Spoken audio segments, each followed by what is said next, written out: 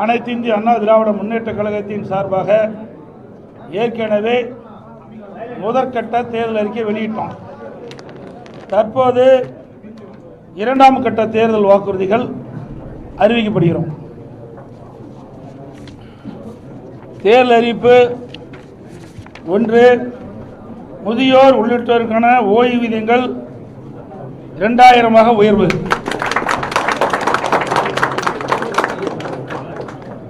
சமூக ஓய்வு திட்டத்தின் கீழ் முதியோர்களுக்கு முதியோர் உதவித்தொகை வழங்கப்படும். மேலும் முதியோர் விதவை பெண்கள், முதிர்கன்னிகள், கணவனால் கைவிடப்பட்ட பெண்கள், மாற்றுத்திறனாளிகள் மற்றும் 3ஆம் பாலினத்தவர்களுக்கு வழங்கப்பட்டு வரும் சமூக பாதுகாப்பு ஓய்வூதியம் ரூபாய் 1200 இருந்து 2000 உயர்த்தி வழங்கப்படும். அறிவிப்பு 2. வங்கியில் பெற்ற கல்வி கடன் தள்ளுபடி. மாணவர்கள், இளைஞர்கள், பெற்றோர்கள் நலன் காக்கும் பொருட்டு வங்கியில் பெற்ற கல்வி கடன் தள்ளுபடி செய்யும் வகையில் அத்தொகையை அரசே ஏற்கும். அறிவிப்பு 3. வாழ்வாதார உதவியாக கேஸ் சிலிண்டர் மானியம். வாழ்வாதார உதவியாக குடும்ப அட்டைதாரர்களுக்கு ஆண்டுக்கு 3 கேஸ் சிலிண்டர்கள் வழங்கப்படும். தமிழர்கள் வீர விளையாட்டுக்கான ஜல்லிக்கட்டில் வீரர்கள் காளையை பிடிக்கும் போது அசம்பாவம் ஏற்பட்டு உயிரிழக்க நேரிட்டால் அவரது குடும்பத்தாருக்கு ரூ. 10 லட்சம் வழங்கப்படும்.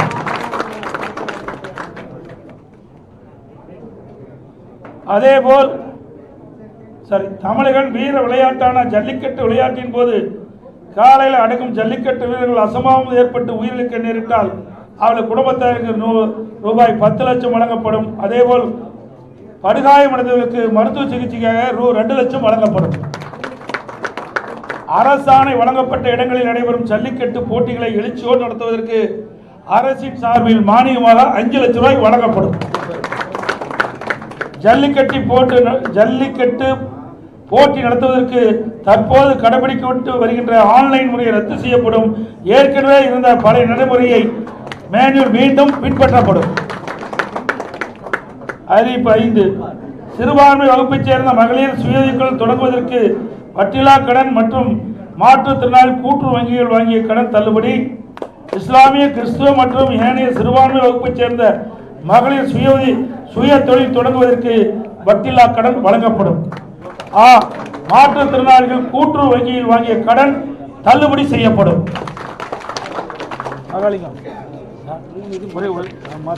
கொடுக்க வேண்டாம் சொல்லிருங்க, கொடுத்துட போறாங்க. கொடுக்க வேண்டாம்டா தம்பி, மாத்தி எங்க கொடுக்க வேண்டாம், கொடுக்க வேண்டாம், மாத்தி கொடுத்துருங்க. ஏற்கனவே அனைத்து இந்திய அண்ணா திராவிட முன்னேற்ற கழகத்தினுடைய தேர்தல் அறிவிப்புகள் 5 வெளியிடப்பட்டன. தற்போது மேலும் 5 அறிவிப்புகள் தற்போது அறிவிக்கப்பட்டுள்ளன. இதுவரை 10 அறிவிப்புகள் அனைத்து இந்திய அண்ணா திராவிட முன்னேற்ற கழகத்தின் சார்பாக அறிவிக்கப்பட்டுள்ளன. திமுக தொடங்கி இருக்கக்கூடிய தமிழகம் தலைகுனியாது என்ற பிரச்சார திட்டத்தை நீங்க எப்படி பாக்குறீங்க? ஏற்கனவே தமிழகத்தில் தலை குனிஞ்சு போச்சு.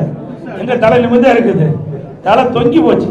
நிமிர்ல தலை தொங்கி காட்சி அளித்துக் கொண்டிருக்குது. உங்க ஊடகத்திலையும் பத்திரிகைகளும் பாருங்க, நாள்தோறும் செய்தி பாலியல் வன்கொடுமை நடக்காத நாளே இல்லை.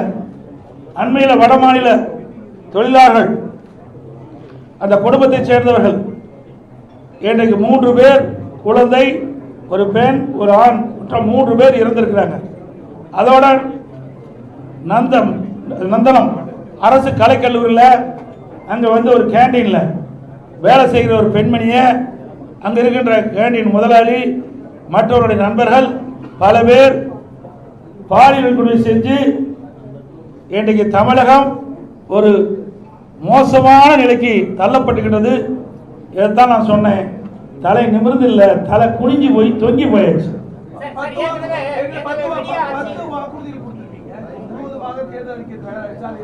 அதாவது படிப்படியாக தேர்தல் அறிவிப்புகள் பொதுமக்களிடத்திலும் வரப்பட்ட கோரிக்கையின் அடிப்படையில் இந்த அறிவிப்பு வெளியிட்டிருக்கிறோம்.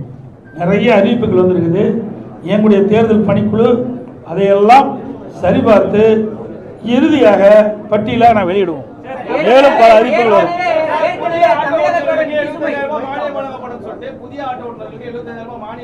அது வரும் வருங்க, அது அறிவிப்புல எல்லாம் வரும், ஒவ்வொரு அறிவிப்பா வரும். இன்னைக்கு ஏய் தம்பி கட் ஆயிட்டுறான். ஏற்கனவே நாங்கள் அறிவிச்சதெல்லாம் ஒவ்வொன்றா அறிவிப்பு வரும். ஏற்கனவே நாங்கள் அறிவிச்சாச்சு, அதெல்லாம் தேர்தல் அறிக்கையில் இடம்பெறும். அது மட்டும் இல்லை, இன்னும் ஆட்டோ ஓட்டுநர்கள் இன்னும் சில கோரிக்கைகள் வச்சிருக்கிறாங்க. அந்த கோரிக்கையிலும் என்னுடைய பரிசீலனை இருக்கிறது.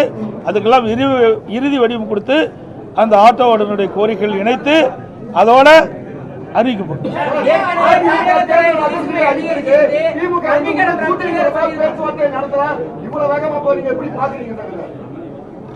இதே ஊடக நண்பர்கள் பத்திரிகை நண்பர்கள் எங்களை எல்லாம் எப்படி கிண்டல் கேள்வி சொன்னீங்க, இப்ப நீங்களே அந்த கேள்வி கேட்டீங்க. 2 மாதத்துக்கு முன்பு இதே திரு ஸ்டாலின் அவர்களும் அவருடைய கட்சியை சேர்ந்தவர்கள்லாம் சில அறிவிப்புகளை வெளியிட்டாங்க. ஊடகத்திலையும் பத்திரிகையில் வந்தது. எடப்பாடி பழனிசாமி கடையை விரிச்சு வச்சுக்கிட்டு இருக்காரு, அங்க யாருமே கூட்டணிக்கு போகல அப்படின்னு சொல்லிட்டு இருந்த காலம் போய் இப்பொழுது அனைத்து இந்திய அண்ணா திராவிட முன்னேற்ற கழக தலைவரும் தேசிய ஜனநாயக கூட்டணியும் ஒரு பலம் வாய்ந்த கூட்டணியை அமைச்சாச்சு. இந்த கூட்டணியில் இன்னைக்கு அதிமுக, பாரதிய ஜனதா, பாட்டாளி மக்கள் கட்சி மற்றும் டிடிவி அவர்களுடைய அம்மா மக்கள் முன்னேற்ற கழகங்களாம் இணைஞ்சிருக்குது. இன்னும் சில கட்சிகள் இணை இருக்கின்றன. ஏற்கனவே தேசிய ஜனநாயக கூட்டணியில் பல கட்சிகள் இருக்கின்றது. இப்பொழுது தமிழகத்தில் கூட்டணி என்று சொன்னால் அனைத்து இந்திய அண்ணா திராவிட முன்னேற்ற கழக தலைமையில் அமைக்கப்பட்ட கூட்டணி தேசிய ஜனநாயக கூட்டணியோடு அங்கமைக்கின்ற எங்களுடைய கூட்டணி தான் பலம் வாய்ந்த கூட்டணி.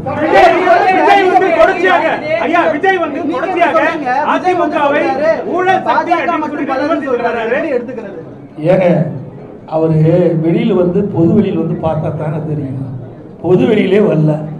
72 நாள் கழிச்சு தான் ஒரு சம்பவம் நடந்து போச்சு. அந்த சம்பவத்தொட்டி 72 நாட்கள் ஒரு கட்சி தலைவரே வெளியே வரல. நாட்டில் என்ன நடக்குதுன்னு தெரியல.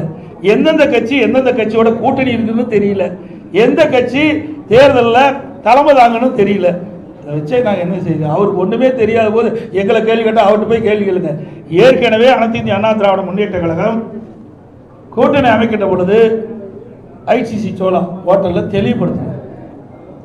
மரியாதைக்குரிய மாண்புமிகு உள்துறை அமைச்சர் திரு அமித்ஷா அவர்கள், நானும் எங்களுடைய மூத்த நிர்வாகிகள் எல்லாம் கலந்து கொண்டு முதல் பேட்டியிலே சொன்னார், அனைத்து இந்திய அண்ணா திராவிட முன்னேற்ற கழகம் தேசிய ஜனநாயக கூட்டணி இரண்டும் இணைந்து புதிய கூட்டணி அமைச்சிருக்குது. இந்த கூட்டணிக்கு அனைத்து இந்திய அண்ணா திராவிட முன்னேற்ற கழகம் தலைமை தாங்கும். இந்த கூட்டணி தேர்தலில் வெற்றி பெற்று ஆட்சி அமைக்கும். அதிமுக ஆட்சி அமைக்கும். எங்களுடைய கூட்டணியுடைய வேட்பாளர் இபிஎஸ் தெளிவுபடுத்தியாச்சு. முதலமைச்சர் வேட்பாளர் இபிஎஸ். இது அவர் டிவியில் பார்க்கல, தொலைக்காட்சியில் பார்க்கல, பார்க்கறதுக்கு நேரம் இல்லை, மக்களை பார்க்கறதும் இல்லை, தொலைக்காட்சியில் பார்த்து தெரிஞ்சுக்கல, ஒண்ணுமே தெரியாததை வச்சு எங்கிட்ட கேள்வி கேட்கணும். தெரிஞ்சிருந்தா பரவாயில்ல. ஒரு கட்சியுடைய தலைவர் எல்லாம் தெரிஞ்சிருக்க வேணும். தெரியாம அறியாம பேசிட்டு இருக்காரு.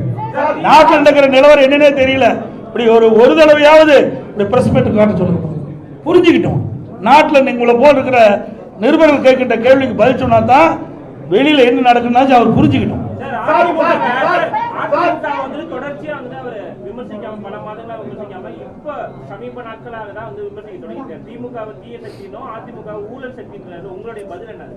சார் ஊழல்னா என்னன்னு எனக்கு தெரியலையே. ஊழல் சக்தினா என்ன, யார் குறிப்பிட்டு சொல்றாரு? நீங்களா ஒரு கற்பனை பண்ணிக்கிட்டு இவர் தான் சொல்றீங்க. தீய சக்தி ஊழல் சக்தி யாரை குறிப்பிட்டு சொல்றாரு? குறிப்பிட்டு சொன்னா தானே சொல்ல முடியும். எங்களெல்லாம் ஊழல் சொல்றதுக்கு வழியே கிடையாது. மாண்பு அம்மா அவர்களை ஏற்றுக்கிட்டார். ரோல் மாடல் அம்மா பேரை சொன்னாரா இல்லையா? புரட்சி தலைவர் எம்ஜிஆர், மாண்பு அம்மா ரோல் மாடல் சொல்லியாச்சு. எங்களுடைய அதிமுக ஆட்சி நான் முதலமைச்சர் இருக்கும்போது என் மீது ஊழல் குற்றச்சாட்டு சொல்லி நீதிமன்றம் போய் நீதிமன்றத்தில் நிரபராதின்னு வந்திருக்கிறேன். எப்படி ஊழல் சொல்ல முடியும்? யார் கூட வச்சிருக்கிறாரு? அவர் கூட அதிமுக ஒருத்தர் வெளியில் போய் அந்த யார் உங்களுக்கு சேர்ந்திருக்கான்னு தெரியும், நான் பெயர் சொல்ல விரும்பல. தாவகாவில் போய் சேர்ந்திருக்கார். அவர் ஊழல் குற்றச்சாட்டு புரிஞ்சு ஜெயிலிருந்து வெளியே வந்தவர். வந்தாரா இல்லையா? அப்போ யாரோட கூட்டணி வச்சிருக்காரு? ஆக எங்களை குறிப்பிட்டு சொன்னால் அதுக்கு உண்டான பதில் நாங்கள் தெளிவாக சொல்லுவோம். நிறைய பதில் இருக்குது எங்களுக்கு, ஒன்றும் பதில் இல்லாதெல்லாம் இல்லை. இது பொன்விழா கண்ட கட்சி 31 ஆண்டு காலம் ஆட்சி புரிந்த கட்சி. நீங்கள் 31 ஆண்டு காலம் ஆட்சி புரிந்த கட்சிங்க. சட்டசபை தேர்தலில் திமுக ஒரு வாக்குறுதி கொடுத்தாங்க, கல்வி கடன் ரத்து செய்வோம். ஆனா இதுவரைக்கும் ரத்து செய்யவே இல்லை. அது மாதிரி கேஸ் சிலிண்டருக்கு மானியம் 100 தருவோம் சொன்னாங்க, இதுவரைக்கும் பண்ணவே இல்லை. இதே மாதிரி ஒரு அறிவிப்பு வந்து நீங்க அறிவிச்சிருக்கீங்க, இது சாத்தியமா? நீங்க நாங்கள் சாத்தியமா இருக்கிற காரணத்தால தான் அறிவிக்கிறேங்க. இதை நீங்க கேட்குற கேள்வி அங்கே கேட்கணும், யாரும் கேட்கவே மாட்டேங்கிறீங்க. நானும் பல தடவை பார்க்குறேன், தொலைக்காட்சியில் வரலாம், அவர் நடந்து போகும்போது முக்கியமான கேள்வி கேட்க மாட்டேங்கிறீங்க. ஒரு அப்படியே ஏதோ சொல்லிக்கிளி கொடுத்து கேள்வி கேட்கல நமக்கு தெரியல. ஆனால் இந்த கேள்வி அங்கே கேட்க வேணும். எங்களை பொறுத்த வரைக்கும் நான் கொடுக்கப்பட்ட வாக்குறுதியை பெரும்பாலும் நிறைவேற்றி கொண்டு தான் இருக்கிறேன். அதில் எந்த மாறுபட்ட கருத்தும் கிடையாது. எங்களுடைய தலைவர்கள் ஏற்கனவே எங்களுடைய தலைவர்கள் இருந்தாங்க, புரியுதுங்களா? இன்னைக்கு மாண்பு அம்மா அவர்கள் இருந்தாங்க, கட்சி தலைவர் எம்ஜிஆர் இருந்தாங்க. சொன்னது கொடுக்கப்பட்ட வாக்குறுதியை செயல்படுத்துகிறோம். மக்கள் நன்மை கிடைக்கக்கூடிய திட்டங்களையும் நாங்கள் அறிவிச்சாங்க.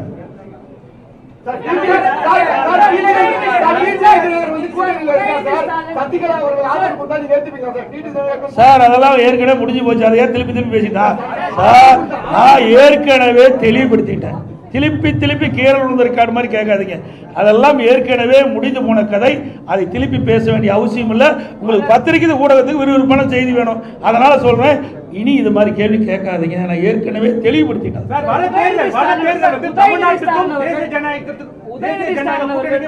தேர்தல், அதனால மக்கள் வந்து பார்த்து வாக்களிங்கன்னு சொல்லிட்டு முதலமைச்சர் சொல்லக்கூடிய அந்த பிரச்சாரத்தை நீங்க எப்படி பாக்குறீங்க? ஏற்கனவே நான் சொன்ன ஒரு பொம்மை முதலமைச்சர், திறமையற்ற முதலமைச்சர், ஒரு கட்சிக்கு தலைவராக இருக்கார் திமுக தலைவர், அதுவே ஒரு வேதனையான விஷயம் தான். நல்லா சிந்திச்சு பாருங்க, இது எந்த எலெக்ஷன் இருக்குது? இது தமிழ்நாட்டில் யார் ஆட்சிக்கு வரணும், யார் ஆட்சிக்கு வரக்கூடாதுன்னு நடக்கிற தேர்தல், புரிஞ்சுக்கிட்டீங்களா? ரெண்டாவது, எங்களுடைய கூட்டணிக்கு தெளிவுபடுத்தியாச்சு, திருப்பி சொல்றேன். எங்களுடைய கூட்டணி அண்ணா திமுக தான் கூட்டணிக்கு தலைமை தாங்கும். அண்ணா திமுக எங்களுடைய கூட்டணி வெற்றி பெற்று அண்ணா திமுக ஆட்சி அமைக்கும். இதுக்கு மேல என்ன வேணும்? தேசிய கூட்டணி எங்களை சொல்றதுக்கு எதுவுமே இல்லைங்க. எங்க மீது எந்த புகாரும் சொல்றதுக்கு ஸ்டாலின் கிட்ட சரக்கு இல்லை, அதனால வேற ஒருத்தர் பிடிச்சிட்டு சொல்லிட்டு இருக்காரு. இங்க ஆளுநர் அண்ணா திமுக ஏற்கனவே முடிவு செய்யப்பட்டு விட்டது. எங்களை பத்தி சொல்லுங்க, நாங்க பதில் சொல்ல தயார். முடியலையே, இருந்தா தானே சொல்ல முடியும்.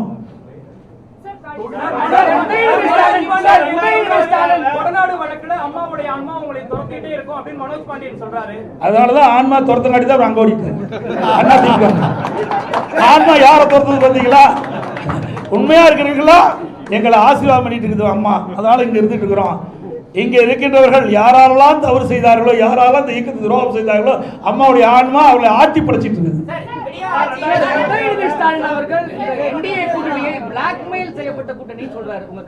அவங்களுக்கு ஒரு வாய்ப்பு கொடுங்க.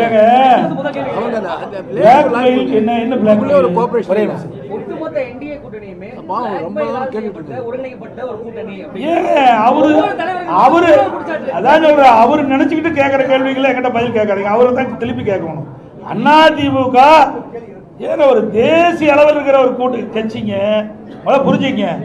தேசிய அளவில் இருக்கின்ற கட்சி, தேசிய ஜனநாயக கூட்டணி நாட்டை ஆளுகின்ற கட்சி. அந்த நாட்டில் இருக்காரு ஸ்டாலினும் இந்தியாக்குள்ள தான் இருக்கிறார். தமிழ்நாடு ஒரு மாநிலம் தான், பல மாநிலங்கள் ஒன்றாக இணைந்து அந்த மாநிலத்தில் ஆட்சி புரிகின்றவர் தேசிய ஜனநாயக கூட்டணி. அவர் இந்தியாவில் மறந்துட்டு பேசுறாரு, வேற மாநிலத்தை மேல நாட்டில் இருக்க மாதிரி பேசிட்டு இருக்காரு. புரிஞ்சுங்க, அவரும் இந்த நாட்டில் தான் இருந்துட்டு இருக்காரு. ஏன் அடிக்கடி கடிதம் எழுதுறாருல்ல, மீனவர் காணாமல் போனா கடிதம் எழுதுறாருல, எதுக்கு எழுதுறாரு? அந்த அதிகாரம் யார்கிட்ட இருக்குது? மத்திய அரசாங்கத்தான் இருக்குது. வேண்டுமென்றே திட்டமிட்டு பேசுவதற்கு ஒன்றும் இல்லை. அதனால இப்படிப்பட்ட அவதூறு பிரச்சாரத்தை பரப்பிட்டு வர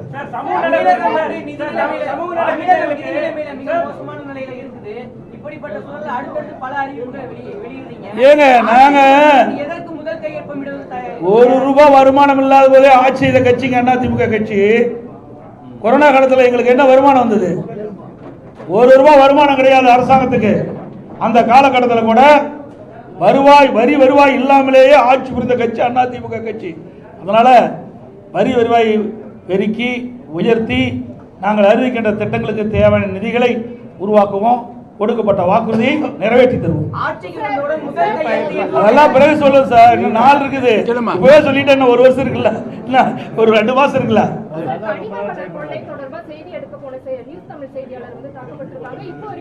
அதாவது எங்களுடைய கட்சி சேர்ந்தவர்கள் தாக்கப்பட்டவர்கள் நேரடியாக போய் ஆறுதல் சொல்லிட்டு வந்தாங்க. மருத்துவமனைக்கு நேரடியாக போய் எங்களுடைய இயக்கத்தை சேர்ந்தவர்கள் அந்த பாதிக்கப்பட்ட நிருபர்களை சந்தித்து ஆறுதல் கொடுத்துட்டு இருந்தாங்க. நாங்கள் தான் ஏற்கனவே வன்மையை கண்டிச்சுட்டு இருக்கிறீங்க. நீங்கள் ஊடக நபர்கள் பத்திரிகை நபர்கள் அவர் தூக்கி பிடிச்சிட்டு இருக்கிறீங்க. அதனால தான் உங்களை அடிக்கிறாங்க. புரியுதா? தப்பாக நினைக்க வேண்டாம், யாரும் தவறாக நினைக்க வேண்டாம். அந்த கட்சி அப்படிப்பட்ட கட்சிங்க. திமுக கட்சி அப்படிப்பட்ட கட்சி. தயவு செய்து இனிமேலாவது உண்மை செய்தி வெளியிடுங்க. அன்போடு உங்களை வேட்டிக்கிடுங்க. உங்களுக்கு ஒரு பாதுகாப்பு கொடுக்குற கட்சி அண்ணா திமுக கட்சிங்க.